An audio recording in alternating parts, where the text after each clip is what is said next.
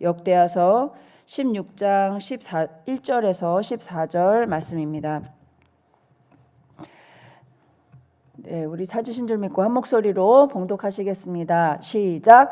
아사왕 제36년에 이스라엘 왕 바하사가 유다를 치러 올라와서 라마를 건축하여 사람을 유다 왕 아사에게 왕래하지 못하게 하려 한지라. 아사가 여호와의 전 곳간과 왕궁 곳간에 은금을 내어다가 다메섹에 사는 아람 왕 베나닷에게 보내며 이르되 내 아버지와 당신의 아버지 사이와 같이 나와 당신 사이에 약조하자. 내가 당신에게 은금을 보내노니 와서 이스라엘 왕 바하사와 세운 약조를 깨뜨려 그가 나를 떠나게 하라 하매 베나닷이 아사 왕의 말을 듣고 그의 군대 지휘관들을 보내어 이스라엘 성읍들을 치되 이온과 단과 아벨마임과 납달리의 모든 국고성들을 쳤더니 바하사가 듣고 라마 건축하는 일을 포기하고 그 공사를 그친지라. 바하사 왕이 온 유다를 무리를 거느리고 바하사가 라마를 건축하던 돌과 제목을 운반하여다가 게바와 미스바를 건축하였더라. 그때에 선견자 하나니가 유다 왕 아사에게 나와서 그에게 이르되 왕이 아람 왕을 의지하고 왕의 하나님 여호와를 의지하지 아니하였으므로 아람 왕의 군대가 왕의 손에서 벗어났나이다. 구스 사람과 룹 사람의 군대가 크지 아니하며 말과 병거가 심히 많지 아니하더이까. 그러나 왕이 여호와를 의지하였으므로 여호와께서 왕의 손에 넘기셨나이다. 여호와의 눈은 온 땅을 두루 감찰하사 전심으로 자기에게 향하는 자들을 위하여 능력을 베푸시나니 이 일은 왕이 망령되이 행하였은즉 이후부터는 왕에게 전쟁이 있으리이다 하매 아사가 노하여 선견자를 옥에 가두었으니 이는 그의 말에 크게 노하였음이며 그때의 아사가 또 백성 중에서 몇 사람을 학대하였더라. 아사의 처음부터 끝까지의 행적은 유다와 이스라엘 열왕기에 기록되니라. 아사가 왕이 된 지 39년에 그의 발이 병들어 매우 위독했으나 병이 있을 때에 그가 여호와께 구하지 아니하고 의원들에게 구하였더라. 아사가 왕위에 있은 지 41년 후에 죽어 그의 조상들과 함께 누움에 다윗성에 자기를 위하여 파두었던 묘실에 무리가 장사하되 그의 시체를 법대로 만든 각양향 재료를 가득히 채운 상에 두고 또 그것을 위하여 많이 분향하였더라. 아멘. 네, 처음에 이 유다 왕 아사는요, 다윗처럼 나라를 다스림에 있어서 가장 먼저 해야 할 것을 알고 있었습니다.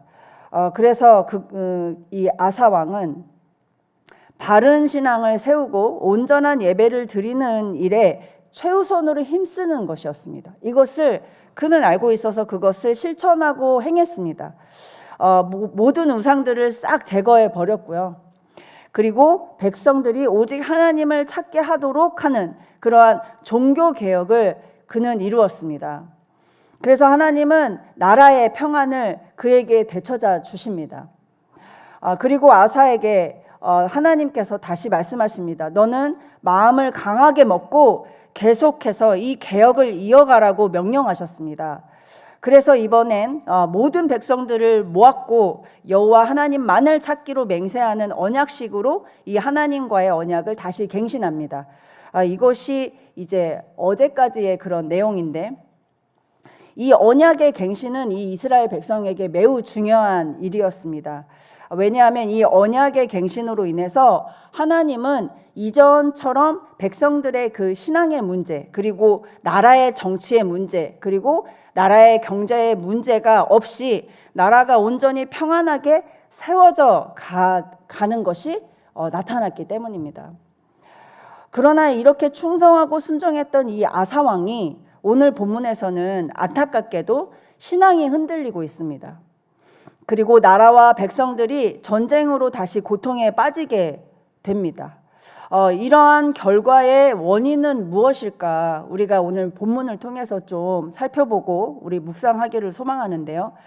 그것은 바로 그가 하나님과의 자신 사이에 맺은 언약을 깨뜨리고 다른 사람과의 언약을 맺었기 때문입니다. 이것이 그가 실패한 근본적인 원인이 되었습니다. 오늘 설교 제목은 언약을 회복하라입니다.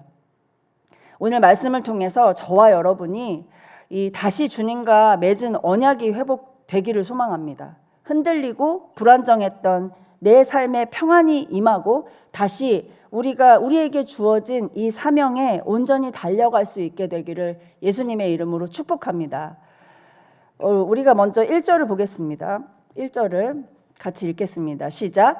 아사왕 제36년에 이스라엘 왕 바하사가 유다를 치러 올라와서 라마를 건축하여 사람을 유다 왕 아사에게 왕래하지 못하게 하려 한지라. 아멘.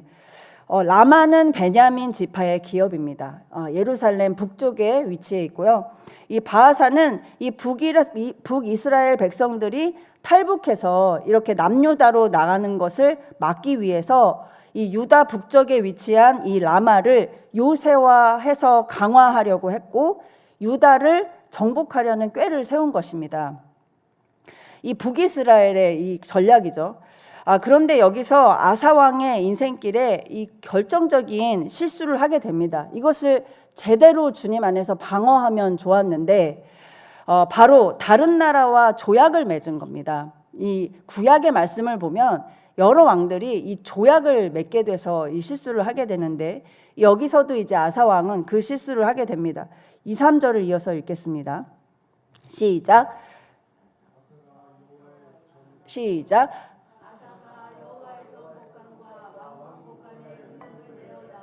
다메섹에 사는 아람 왕 베나닷에게 보내며 이르되 내 아버지와 당신의 아버지 사이에서와 같이 나와 당신 사이에 약조하자. 내가 당신에게 은금을 보내노니 와서 이스라엘 왕 바하사와 세운 약조를 깨뜨려 그가 나를 떠나게 하라 하매.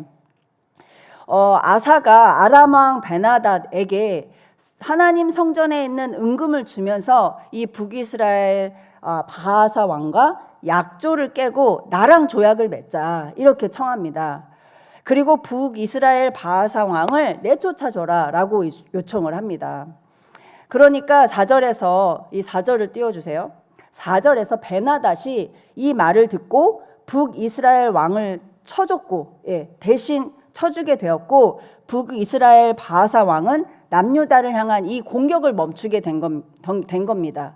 말하자면 북에서 남으로 이 침략을 하려는 것을 이제 멈추게 되고 이제 라마에서 이제 성읍을 건축해서 이제 북에서 남으로 이렇게 탈북하려는 그 백성들을 막는 그 전략도 이제 포기하게 됩니다. 이 아사 왕은 바하사가 세우려던 이 라마성의 그 건축 재료를 사용해서 이제 남유다의 성읍을 새로 건축하기까지 이렇게 뭔가 좋은 성과를 이루게 됩니다. 조약으로 인해서 이렇게 좋은 성과가 보이죠. 그런데 우리가 이 세상의 눈으로 보면 이렇게 아사 왕이 큰 성과를 거두고 훌륭한 외교 정책을 잘 푼 것 같지만 이 새로 성읍도 건축을 하게 되고 이렇게 해서 나라가 좀 부강하게 된 것 같고 이렇게 보이지만 하나님의 눈에는 정반대로 보이셨습니다. 선견자 하난이라는 사람이 이제 유다 왕에게 다음과 같이 하나님의 말씀을 전합니다. 우리 7절에서 8절 이어서 읽을까요? 시작. 그때 선견자 하나니가 유다 왕 아사에게 나와서 그에게 이르되 왕이 아람 왕을 의지하고 왕의 하나님 여호와를 의지하지 아니하였으므로 아람 왕의 군대가 왕의 손에서 벗어났나이다. 구스 사람 룹 사람 군대가 크지 아니하며 말과 병거가 심히 많지 아니하더이까. 그러나 왕이 여호와를 의지하였으므로 여호와께서 왕의 손에 넘기셨나이다. 아멘.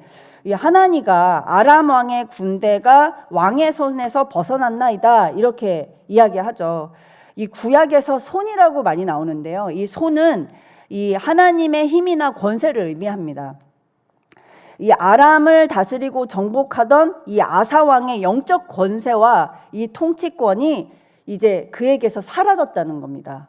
이렇게 하나니가 그에게 이야기하는 겁니다. 그 이유는 하나님을 더 이상 의지하지 않고 아람 왕을 의지했기 때문이라고 말합니다. 예전에 다른 사람이 아닌 하나님만을 의지했을 때에는 엄청난 군사력을 가진 이 구스 군대와 룹 군대도 물리칠 수 있는 그 힘과 권세가 이 아사 왕에게 있었는데, 지금은 그것보다 조금 더 약한 군대라 하여도 이제 하나님께서 그의 힘과 권세를 아사의 손에서 뺏었다는 거예요. 그것은 누구를 의지하였느냐의 차이였는데, 이제 아사 왕이 하나님을 의지하지 않고 이제 아람 왕을 의지했기 때문이라고 지금 선견자가 이야기하고 있습니다. 이렇게 하나니가 아사에게 그의 잘못된 점을 하나님 말씀으로 지적을 해주고 있습니다. 여러분, 세상의 눈으로 보면요, 이 아사 왕이 정말 좋은 외교 정책으로 국가를 잘 운영하는 것처럼 보일 수 있지만, 정치적으로, 경제적으로, 겉으로 표면적으로 보면 정말 잘하는 왕으로 보이지만 그가 크게 놓치고 있었던 것이 있었던 거예요. 그거는 보이지 않는 것입니다. 그것은 그가 의지하는 대상이 달라졌다는 겁니다. 누구를 의지하는가, 누구의 말을 따르는가, 이것이 달라졌다는 것입니다. 즉, 그가 맺은 아람과의 조약은 그의 인생을 크게 빗나가게 한 것입니다. 이 조약이 문제였던 것입니다. 여러분, 우리가 순종을 잘하고 하나님께 귀하게 쓰임을 받다가도 우리가 어느 순간 빗나가는 경우가 있습니다. 인생에 빗나가고 신앙이 빗나가는 때가 있습니다. 그것은 주님과의 맺은 언약에 균열이 생겼기 때문입니다. 금이 간 거예요. 더 정확히 말하면 우리가 주님과의 언약을 깨뜨리는 시도를 어느 순간 했다라는 것입니다.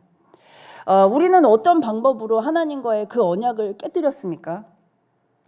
하나님과 나 사이 관계의 그 사이에, 하나님과 나 관계 사이에 다른 존재가 개입이 되면서 그와도 약속의 관계를 또 맺을 때 하나님과의 관계에 균열이 생기고 우리의 힘과 이 영적 권세가 약해지게 된다는 거예요. 우리는 오늘 말씀을 묵상할 때 이 약속이라는 단어에 좀 집중하기 소망합니다. 이 언약은 말씀으로 맺은 약속입니다. 그런 뜻입니다. 이 약속을 한자 뜻으로 보면요, 이 약이 맺다라는 뜻이고 이 속은 묶다, 결박하다라는 뜻입니다. 관계를 맺고 묶는 것이에요. 이게 약속입니다. 이것은 굉장히 강력한 힘입니다. 그 누군가와 약속을 했다는 건 그와 굉장히 강력한 힘으로 결속됐다라는 것이거든요. 따라서 내가 어떤 대상과 깊은 관계를 맺고 이 묶인 관계 속에 있다면 그 관계는 이 강력한 약속의 관계가 형성됐다라는 것입니다. 그리고 잘못되면 하나님과의 관계가 균열이 생기게 되고 여기서 더 발전하면 그 관계가, 하나님과의 관계가 깨져버리게 된다라는 것입니다. 이제 그렇게 되면 하나님이 우리에게 주신 이 예수 그리스도의 힘과 그 영적인 권세가 약해질 수밖에 없겠죠. 사단의 계략에 밀리게 되고 또 우리에게 주어진 이 사명을 감당할 수 있는 힘이 약해져 버립니다. 하나님은 하나님을 온전히 전심으로 의지하는 자에게 하나님의 능력을 주신다고 이제 하반절에 나오는데, 하나님의 일이 두려워지고 다른 존재를 더 의지하게 되면 이게 하나님의 일이 당연히 될 수가 없는 겁니다. 이게 누구와의 약속을 한 것인가, 누구와 결속됐고 나는 누구와 묶여 있는가에 따라서 이 힘이, 하나님의 힘이 약해질 수도 있고 또 강해질 수도 있다는 이 차이를 오늘 말씀이 보여주고 있는 것입니다. 여러분, 사도 바울이 교회와 그리스도와의 관계를 부부로 비유했어요. 그리고 계시록에서 우리의 구원을 예수님의 혼인 잔치로 비유했습니다. 여러분, 이것은 그냥 비유한 것이 아니라 바로 이 문제 때문입니다. 약속의 관계. 하나님과 우리 사이에 다른 존재가 절대 들어오면 안 된다라는 것을 말해주는 겁니다. 부부와의 관계도 같은 것입니다. 부부와의 관계 속에 다른 존재가 들어오게 되면 그 가정이 깨어지고 약해지고 그 가정이 가져야 하나님 권세가 약해지게 되면서, 무너지게 되면서 그 가정이 감당해야 할 사명도, 그리고 그 가정이 누릴 수 있는 기쁨도 다 깨지게 되는 것입니다. 여러분, 무엇과 깊은 관계를 맺고 계십니까? 그리고 무엇과 묶인 관계 속에 있습니까? 우리는 예배를 드리면서 이렇게 하나님 앞에 예배당에 찾아오면서 나는 하나님과 약속을 했지, 언약을 맺었지 라고 하지만, 사실상 우리가 일상에서 깊은 관계를 맺고 있는 대상, 사실상 묶여있는 관계, 그것이 무엇이냐는 것입니다. 우리가 하나님보다 다른 대상과 더 깊은 약속의 관계나 더 깊은 묶임의 관계에 있다면 우리는 분명히 하나님과의 관계가 막혀 있다라는 것입니다. 그 대상이 오늘 아사왕처럼요, 그가 의지하고자 했던 이 베나닷 같은 사람이 될 수가 있다는 것이고, 또는 어떤 사람은 돈이 될 수도 있고요, 또 어떤 사람은 안목의 정욕이나 이상의 자랑이나 안락한 삶이 될 수도 있습니다. 만일 우리가 하나님보다 이런 것들과 더 깊은 관계 속에 있다면요, 그 사람은 분명히 신앙의 문제가, 하나님과의 관계에 균열이 생길 수밖에 없습니다. 그 대상자에게, 다른 대상자에게 묶여 있기 때문입니다. 결속되어 있기 때문입니다. 그 대상에게 묶이면 이제 그 대상만 의지하고 또 찾게 되는 결과가 나올 수도 있습니다. 이것이 약속의 원리입니다. 그렇게 되면 더 나아가서 이제 하나님의 일이 잘 보이지 않고 분별력이 떨어지고 영적인 힘을 상실하게 되는 거예요. 여러분, 오늘 저와 여러분이 이 잘못된 관계가 혹시 있다면 그 관계로 인해 하나님과 나와 맺은 언약의 관계가 흔들리고 있지는 않은지, 이 정말 우리가 지켜야 될 게 하나님과의 말씀의 언약 아닙니까? 근데 그 관계가 흔들리고 있는가? 혹시 그렇지는 않는지, 하나님보다 다른 것을 더 의지하고 찾고 있지는 않는지 돌아보는 하루가 되기를 소망합니다. 아멘. 더불어서 선견자 하나니는요, 이 아사 왕이 자신의 죄를 깨닫고 하나님과의 관계를 회복할 수 있도록 다시 기회를 줍니다. 하나님의 말씀을 전해주면서 회개할 기회를 줍니다. 그런데 그는 그 기회마저도 이제 거절하게 됩니다. 우리 9절에서 10절 읽어볼까요? 9절에서 10절 그리고 12절도 이어서 읽겠습니다. 시작. 여호와의 눈은 온 땅을 두루 감찰하사 전심으로 자기에게 향하는 자들을 위하여 능력을 베푸시나니 이 일은 왕이 망령되이 행하였은즉 이후부터는 왕에게 전쟁이 있으리이다 하매, 아사가 노하여 선견자를 옥에 가두었으니 이는 그의 말에 크게 노하였음이며, 그때에 아사가 또 백성 중에서 몇 사람을 학대하였더라. 아사가 왕이 된 지 39년에 그의 발이 병이 들어 매우 위독했으나 병이 있을 때 그가 여호와께 구하지 아니하고 의원들에게 구하였더라. 아멘. 이 9절에 망령되다라는 말이 나옵니다. 이 원어 뜻은 어리석게 굴다, 바보가 되다라는 뜻입니다. 이 하나님은 전심으로 자기에게 향하는 자들을 위해 능력을 베푸신다고 했습니다. 그렇지만 이제 아사 왕은 그 능력을 이제 잃었다는 것입니다. 전심은 여러분, 여기 전심이라고 나오는데 마음의 전부를 말하는 게 아닙니까? 그는 아람 왕에게 마음 일부를 뺏김으로써 서서히 하나님을 향한 전심이 있었지만 그 서서히 그 전심이 반쪽의 마음이 되어가고 결국 이 마음 전부를 빼앗기게 됩니다. 이제는 회개를 할 수 있는 마음조차 이제 생기지 않는 것입니다. 그래서 유다 백성은 다시 전쟁으로 고통을 받게 된다고 하나님은 말하고 있습니다. 여러분, 만일 우리가 하나님을 향한 전심을 잃었다면 빨리 하나님 앞에 우리의 마음을 드리면서 회개하길 소망합니다. 하나님 외에 다른 것에 뺏겼던 마음, 그것을 다시 하나님께 올려드리기를 소망합니다. 그것이 하나님이 가장 기뻐하는 회개의 기도인 줄 믿습니다. 다시 하나님을 향한 전심을 회복해서 우리에게 맡겨진 사명을 감당할 수 있도록 그 하나님께 전심을 향한 자에게 능력을 주신다고 했던 것처럼 하나님께서 우리에게 능력을 주시기를 소망합니다. 두 번째는 하나님은 하나님의 말씀을 전해주면서 이 아사 왕에게 회개해야 할 기회를 다시 한번 줬지만 그는 크게 오히려 노했어요. 노했다고 합니다. 하나님을 감옥에 가두고 또 그런 주의 종들을 이제 다른 종들을 학대를 한 것입니다.